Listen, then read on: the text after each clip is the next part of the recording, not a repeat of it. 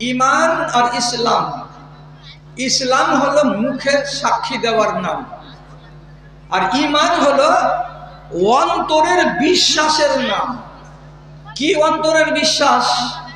যেমন আপনাকে মনের ভেতরে লুকিয়ে রাখতে হবে কি আমি আল্লাহকে বিশ্বাস করি, আমি যাবতীয় মালায়েকাকে বিশ্বাস করি, আমি যাবতীয় রসুলকে বিশ্বাস করি, আমি যাবতীয় আসমানি কিতাবকে বিশ্বাস করি, আমি আমার তকদিরকে বিশ্বাস করি এবং আমি পরকালকে বিশ্বাস করি।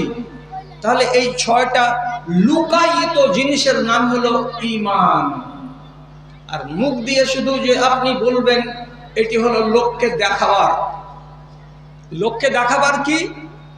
মুখে বললাম শাহাদাতে লা ইলাহা ইল্লাল্লাহ, লা ইলাহা ইল্লাল্লাহ আপনি মুখে বলবেন, আমি শুনতে পাবো, আপনার মুখ নড়ল লা ইলাহা ইল্লাল্লাহ বলে।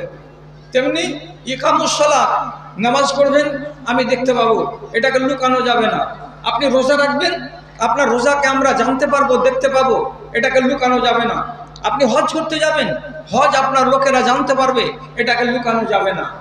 তাহলে যে জিনিসগুলো বাহ্যিক বাইরে আপনি করছেন এটির নাম হলো ইসলাম, আর যেই জিনিসটি অন্তরের সঙ্গে জড়িয়ে আছে সেই জিনিসটি হলো ছয়টি, তার নাম হলো ঈমান।